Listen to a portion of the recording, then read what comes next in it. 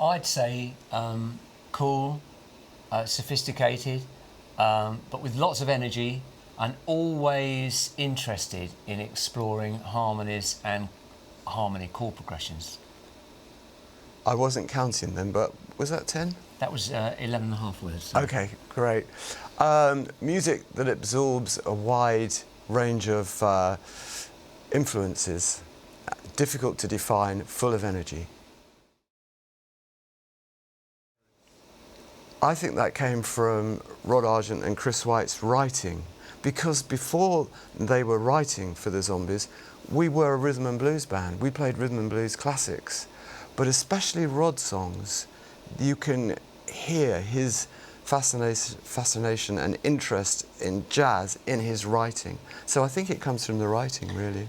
Yeah, I think one thing I would say is that we never try to consciously incorporate any of those influences. So we would never say, let's have a little bit of this feeling here, you know, a little bit of jazz feeling here, or a little bit of classical something or other here.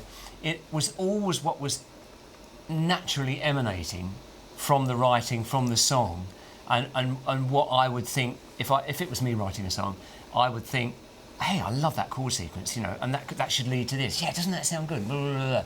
And then, I mean, when we did She's Not There, for instance, I only ever thought that we were being the Beatles, you know. But when you listen back to it, it doesn't sound anything like that.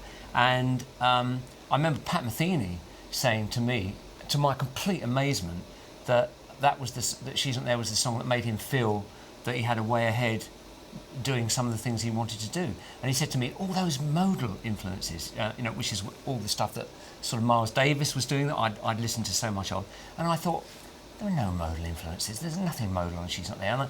And then I went back and I realised that what I thought was just simply, like, I don't want to get too technical, but like an A minor 7 to a D chord, which is what I had in my head, I actually played in a very modal way. I put this little modal sequence over it. But I didn't think about that. And I didn't think about Miles while I was doing it.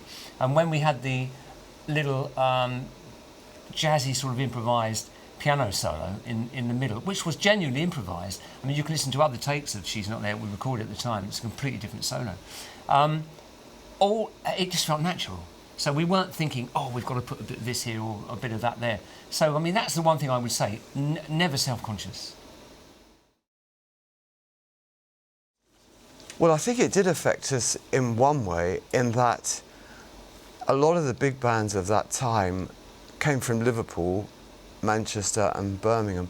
And because London was the centre of the music industry, they had to come and live in London. And I think there was a lot of camaraderie with those bands living away from home, living in London. We lived so close to London that we were never based in London at all. So, you know, we would come in for a day of promotion or for a concert or something, and we would always go back to St Albans. And in one way, I think we missed out a little bit on the camaraderie and the, you know, the influences that other bands could have on you if you spent hour upon hour with them. We only met them at concerts. And for instance, if we were, everyone was always playing all the time in those days. So you never came across people because everyone was so professionally involved all the time. So the only time you tended to meet them was on the Blue Boar on the way back on the M1, which was the only service station that was open at that time. But for instance, when some of these aforesaid, you know, Liverpool, Manchester, Birmingham bands, because they had digs in London, or they were staying in London, they often would get back from late gigs and want to wind down, and they'd go down to the Bag of Nails or the Cromwellian or somewhere, and they'd hang out there, you know, for an hour between 2 or 3 in the morning or something like that. And because we were in St Albans, we would just go back to St Albans and stay there.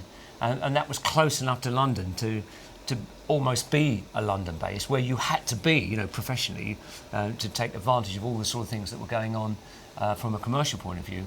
But we didn't live there, as Colin really said. So we missed some of that late night hanging out. And we used to do it occasionally, didn't we? We went to the Cromwellian sometimes and saw 1 or 2 people. It was a tour. The show was in 2 halves. So in the first half, we featured our touring band, and we played a lot of tracks from our brand new album, Still Got That Hunger.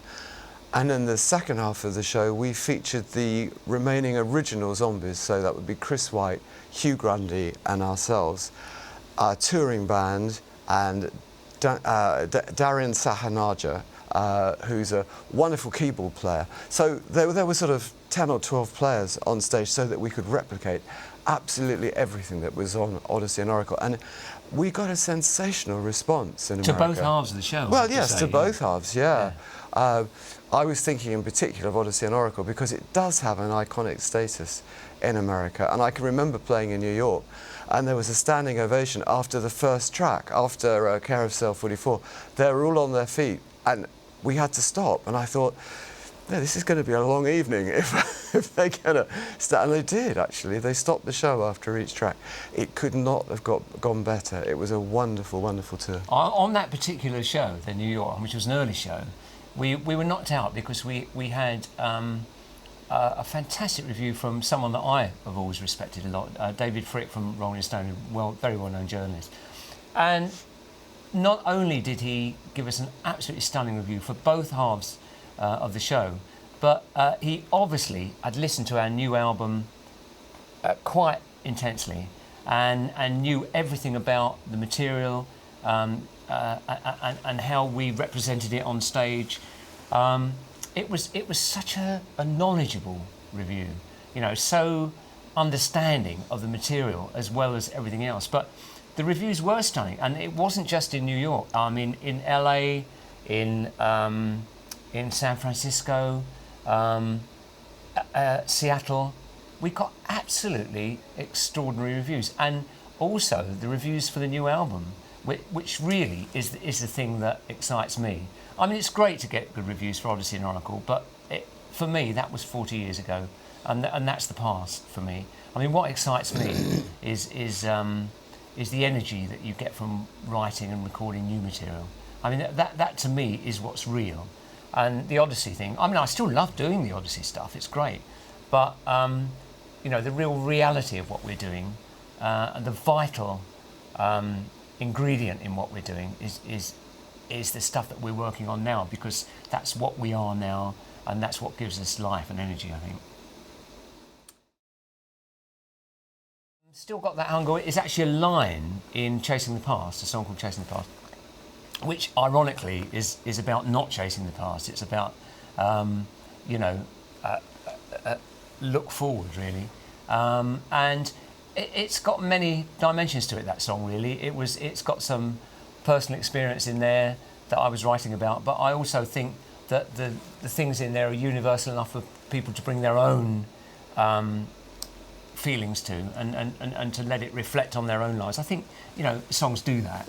They enable you to correlate your own experiences with whatever's being said, if that thing is honest in the first place.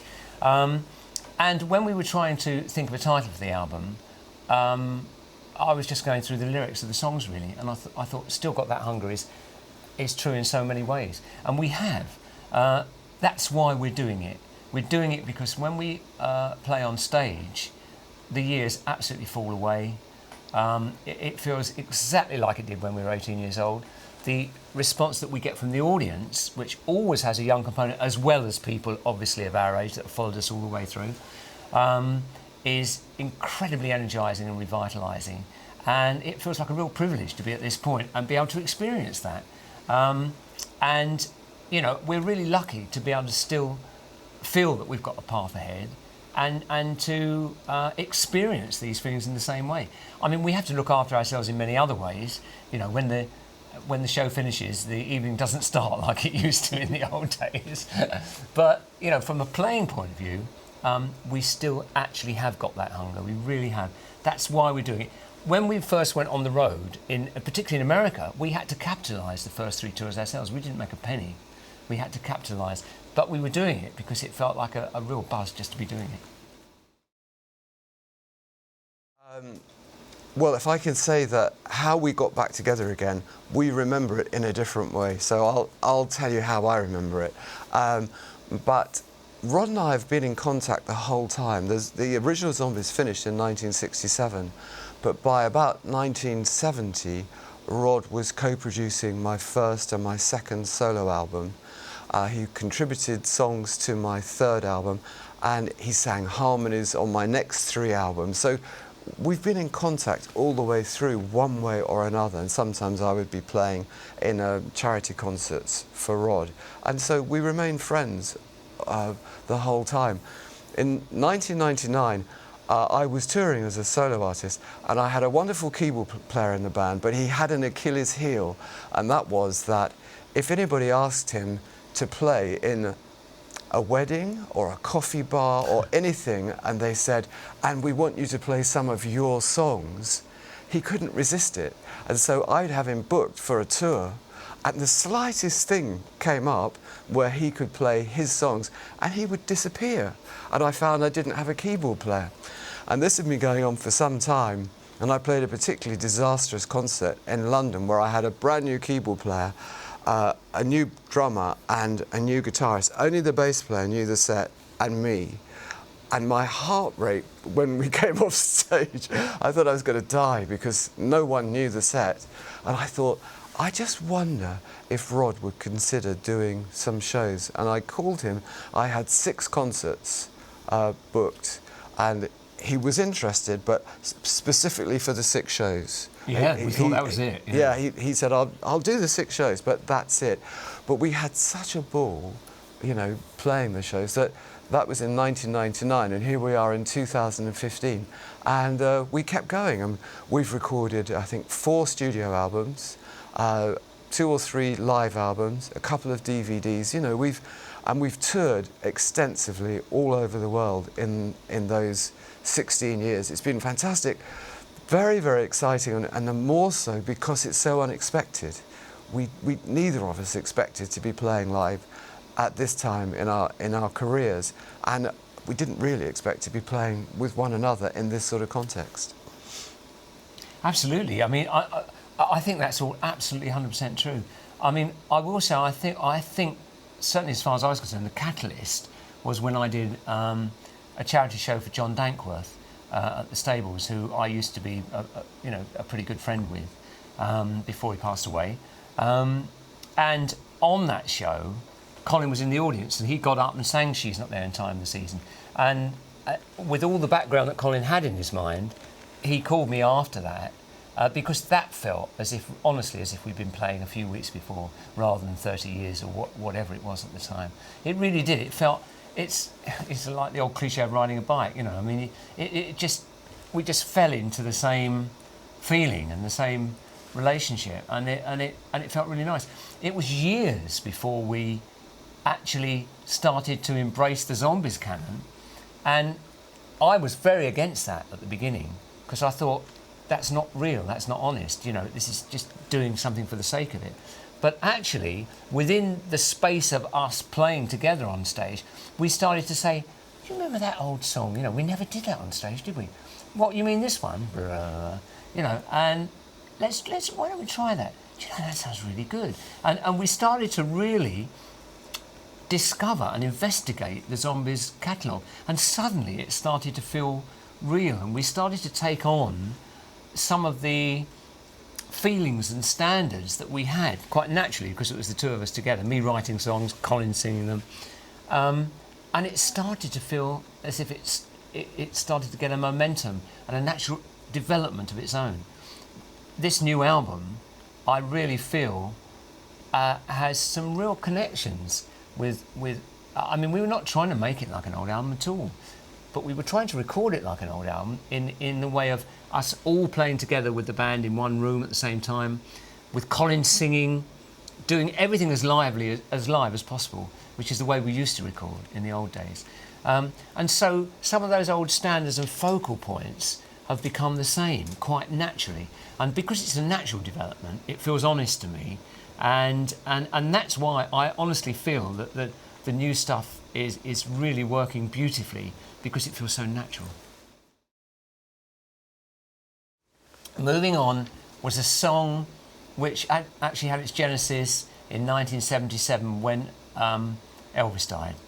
And along with many other of my contemporaries, that was my way into rock and roll music, was early Elvis. I mean, I've got a jukebox at home, and I've still got Elvis's first 3 years stuff on my jukebox. He still sounds absolutely transcendent, his voice, to me at that time. And I always find it very interesting that all the Elvis impersonators never impersonate that period. They always impersonate the period which is much easier to sing, when his voice went down a couple of octaves and became very sort of Las Vegas to my ears. And whereas that wonderful black feeling, I always feel like it was black music by proxy for me. It was my way into rhythm and blues and a whole raft of music. Well, when he died, it felt like someone had grabbed a central stem of my youth and just pulled it away. And I couldn't believe it. And I immediately wrote a couplet, which was, I'm moving on like a ship sailing windblown. And then the second line, August moon, won't you tell me where I'm, can you tell me where I'm bound?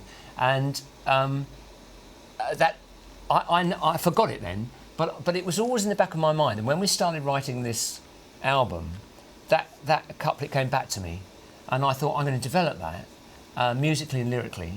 And the whole song is new. It came from those opening 2 lines, and it's no longer about Elvis anymore. It's about being able to move on after a trauma, but maybe not letting that trauma define your life. You have to move on with your life and trying to gather strength from what's happened, but moving on, basically. That's what that song's about. But I loved the way it turned out. It was the first song that we did, and it was the first song we ever did live on stage. And I just loved the way it was. Was it the first song we recorded? Might well have been. Yeah, it could have been, yeah. And I loved the way it turned out on the record. With this album, we worked with an outside producer for the first time in many, many years. We were lucky to work with Chris Potter, who is a wonderful producer. He's made many fine recordings with The Verve, the Rolling Stones and many other big artists. And he took so much of the weight of responsibility off our shoulders, in particular off of Rod's shoulders. He just took care of everything to do with the studio.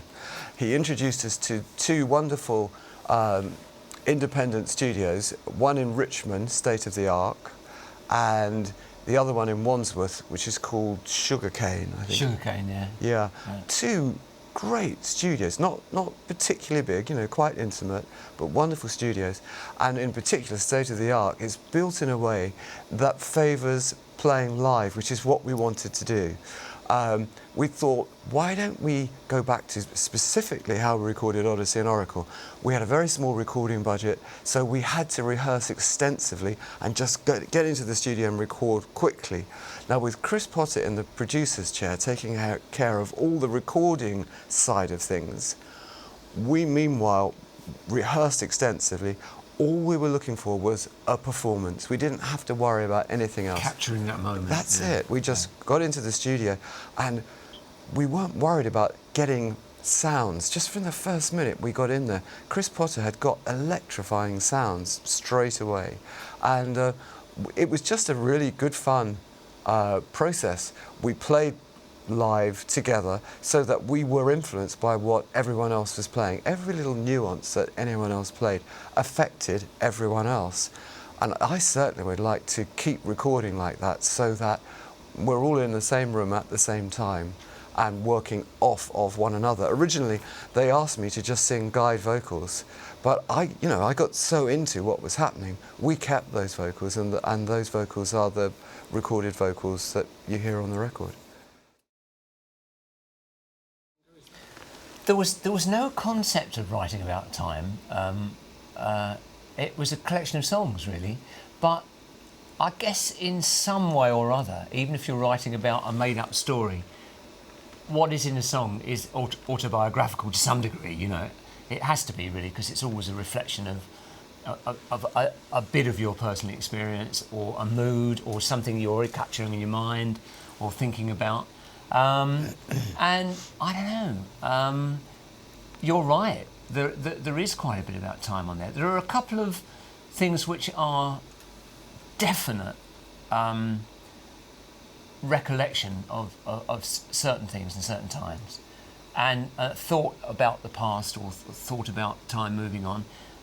New York is an obvious one, because New York is a thumbnail sketch of when we first started to play the when we first stepped into America, and we played the Murray the K Christmas show, and we stepped into that theatre for the first show at 8 o'clock in the morning on Christmas Day 1964, and we had 10 days experience there, playing with people like Patti LaBelle, people like Benny King and the Drifters, Dionne Warwick, the Shirelles. I mean, some real icons for us, which scared us silly, but it's really that's a thumbnail sketch of our feelings and our experiences then. So that is a very definite look into the past, and a feeling of how our first feelings of New York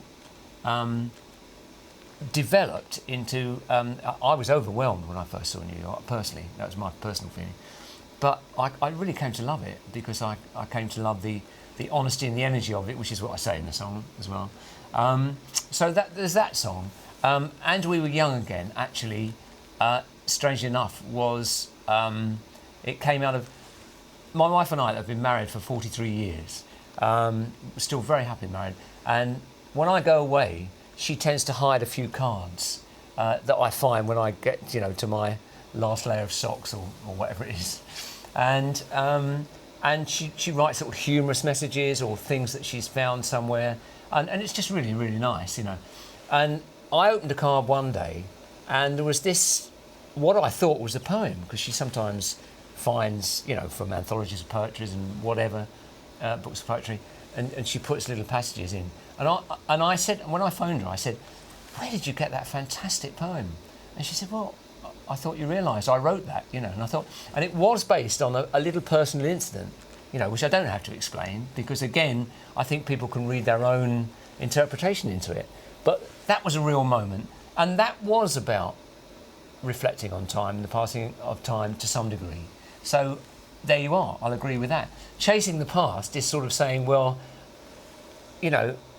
I'm really very happy where I am now, and I don't want to reflect on the past. Let it go, because there's sometimes a possibility of dwelling on the past, in an unconstructive way. So it's sort of about that. I mean, I don't mean to make a big heavy thing out of it. It's a feeling and an emotion, and I just put that down in the song. But you're right, that's about that as well. So I don't know. I mean, maybe when you get to a certain age, then it has to be that these things come into your consciousness. I don't know.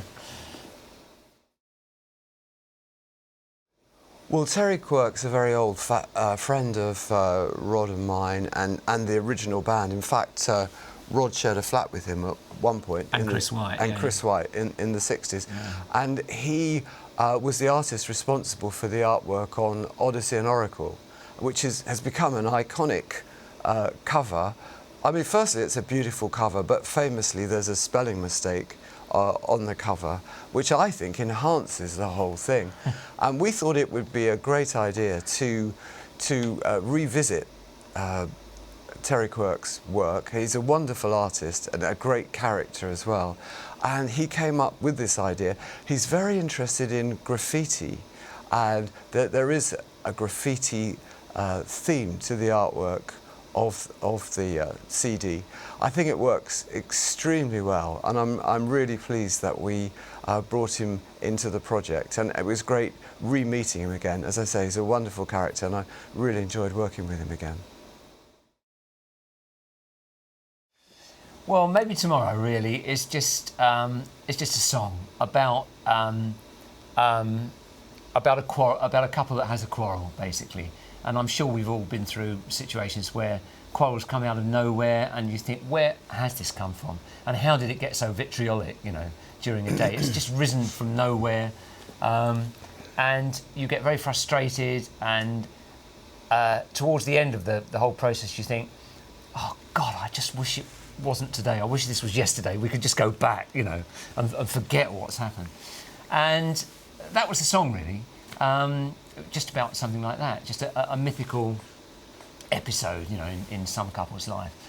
And then at the end of it, I thought, as just an affectionate nod in the direction of the Beatles, who I still think were, the most wonderfully creative and fantastic group. in every way. I thought if Colin sings at the end, and just like the Beatles used to say, "I believe in yesterday," I thought that would be a nice little amusing, ironic thing just to have at the end of the song. And I thought no more about it. And then just about a week before the album went to manufacture, we got a phone call from Sony, who looked after the Beatles, who look after the Beatles stuff, saying we have a blanket policy never to allow anything like this. You know, Colin singing at the end a phrase from yesterday, and it's quite obvious it's a phrase from yesterday. You know, I believe in yesterday. So you can't do it. Sorry, you're going to have to take the track off the album. We thought, what? You know, what are we going to do? Shit, that's going to be absolutely, it's going to stop the whole process of manufacture. And we're at that time of year where, as you know very well, if you miss your point, they might give you another date 2 months in the future. So we thought, what are we going to do? And the first idea we had was to say, well, okay, maybe if we have Colin singing, just like the Beatles used to say, and then just play the last few chords of yesterday, but not sing anything, then people would put that whole thing in themselves. So that was almost nicer. You know, I thought, well, that'll work if we have to, but we couldn't do that because the guy who had the files, Chris Potter, was quite willing to do it, but he was coming back from a holiday abroad, and he'd be back 1 day too late to do it, and we would still have missed the manufacturing deadline. So we said, I don't know what we're going to do. We're going to have to take it off the album. It's a nightmare. And then our American management company, TCI, wrote, without knowing the people, but wrote to MPL, Paul McCartney's production company, to his personal manager and to his publisher, and saying, I don't know if there's anything you can do about this. We quite understand the position, you know, that they've taken, but this is our position. I just don't know if there's anything you can do about it. And do you know what? Because we said to them, if you can do something, we've only got till the end of the week for the deadline, so you've got 2 or 3 days to come back to us, and that's it. You know, after that it'd be too late. And within that 2 days, Paul McCartney had downloaded the track, said, this is great, you know, go ahead, I'll give my personal approval.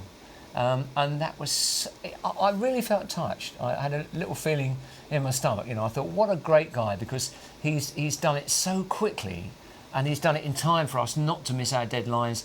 He's understood the thing. He's taken the trouble with everything else that's going on in his life to do this. And I thought that was, you know, just the most generous thing for him to do. So I was really touched with that.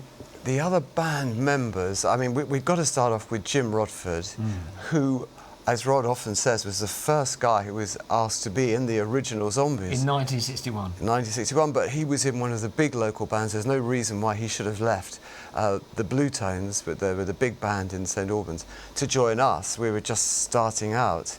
And he is a consummate professional, he really is. He's after the Blue Tones, he joined Argent. He was a founder member of Argent, and then for 18 years he was a member of the Kinks, during a time when probably they were at their most successful in America. Well, on a recording contest as well. Yeah, absolutely, yeah. And he's also a guy who really, really loves to play. When we come home from tour, often, I'll be honest, I'm exhausted. Jim will be out the next night playing with a local band. You know, he'll play, he plays for the love of it, you know. And he's a wonderful character, a great bass player, and also a very, very good harmony singer. And I've also noticed that if we have a difficult moment on stage, all bands have, you know, what they call a train crash coming. Jim is very good at rescuing a band. He's a very good guy to have around at times of musical problems. So Jim Rodford is someone, definitely an asset to the band. On drums, we've actually got Jim's son, who is a great drummer, my favourite drummer of any drummer I've ever played with. He's worked in a wide variety of things, in commercials and writing film music, not particularly played in many name bands. He's been in different areas of music, really. On guitar, Tom Toomey, great acoustic player as well as an electric guitarist, and he first played with me on a solo album in 1995, and I always remembered him as such a great player. And we knew our previous guitarist was leaving, and I suggested Tom come up from the country and play with us, and he never looked back. I think he really, really fits in with the music that we play. He really adds something to the band. Another great harmony singer too. Well, technically, you've got a world of opportunity open to you when you're recording these days. I mean, you've got unlimited number of tracks, you've got many ways of recording, there's the whole sampling thing. But do you know what? I've produced quite a few records in my time. I've had some success with them. I did the first Tanita Tikaram album, for instance, which was enormously successful. In my little studio in the house that I was at the time, recorded and mixed there. But many of the techniques that are commonly used in recording these days are layering techniques, where you will start with an instrument and then focus, your whole energy on maybe the bass, and then the piano, or you maybe put the drum track down first, or whichever way around you do it. And you can make a good record that way, of course. You have things open to you now, like the whole sampling thing, where you can actually download a drum loop or a drum and bass loop that sounds great immediately, and you can put a couple of licks on top of that, and sometimes you've got a record, because it sounds so attractive to the ear immediately. That's all well and good, but I think that in the old days when you recorded, there was only one way of recording. You didn't have any of these techniques, and you only had 4 tracks when we started recording. Therefore, the only way you could make something work was to really work on the structure of a song, so the actual structure really worked, and that's what satisfied the ear, because it took you on a journey which meant something and reached a climax and satisfied you when you heard it. And because of that, I think that's why often these days there's a whole young population that still likes to rediscover the 60s and the sort of music that was around then, because the structure of what was done was so strong. There was no other way of doing it. That's one way in which the recording process has changed now. We had this very much in our mind when we recorded the new album, because we wanted to go back, but not in a dogmatic way. We wanted to use as many tracks as we needed to use. That's fine. I mean, nothing against that at all. And we recorded digitally. We weren't trying to record in an analog way, but we wanted to go to back to that whole process of recording a band all at once with minimal overdubs, because we wanted to put a little bit of space back into the record and make it feel real. And we wanted something where we could actually reproduce anything that we'd done on stage, which we can, because we've overdubbed almost nothing. I mean, we have put little bits of percussion on, and we overdubbed the harmonies afterwards, because we wanted to concentrate on that in a different way. But the essence of the record was recorded in a very similar way to the essence of how the records used to be recorded back in the 60s. And we've loved doing that. And so the answer to the question, really, how have recording techniques changed? They've changed as much as you want them to change. You can still go back to the essence of how things were recorded, but you can have the luxury of as many tracks as you want. So if you've got a great live recording, but you feel we've just messed it up in that one little bit, you can go back and you can repair it in an easy way now. Editing is extremely easy now. You do it digitally. In the old days, there used to be bits of tape all over the studio, and sometimes, I know with some of the Beatles music, some of that meant exploring different areas of sound, because I know that one piece of tape was by mistake in one of their sessions put back the wrong way up, and you suddenly got a backwards guitar solo. And after that, someone who worked with the Beatles said to me they didn't want to do anything else any other way for about the next 4 weeks. Everything wanted to be they wanted everything to be backwards, all the time. But out of those mistakes, you get some happenstance, as well. But it's become technically much easier to do anything, but sometimes you can lose the essence of that whole thing, which I think recording has always been about and should always be about, which is the capturing of a performance. You know, and even if you are layering things, and you can do that obviously, then you should record something as a whole, and you should record it as if it's the only chance that singer or whatever has got ever to record that track. Not say, oh, well, we've got all day to do this. That never works. You know, you've got to go at it if you're playing a line or a solo or a voice as if it's the only time you're ever going to get to record that. Absolutely, yeah. I actually recorded it once before with a string quintet, in a totally different way, obviously. But Rod liked the song, and the idea of the song actually came to me when I, just thinking about when musicians come home from a long tour, and it's quite difficult to adjust to home life, and it's difficult for your partner to adjust to you being at home as well. And so for the first week or perhaps 10 days, there can be tense moments, and there can be stresses and strains. And that's where the idea of the song came to me. That Are you talking about your fourth wife or your fifth? don't give away all my secrets. Oh, okay. That you can have these difficulties, but you do know that now you'll never get over this person. So it's a temporary problem, and that was the idea behind the song. We heard a Tom Petty cover of this song, I Want You Back Again, and we thought it sounded great. It was on a live album. We thought it sounded fantastic.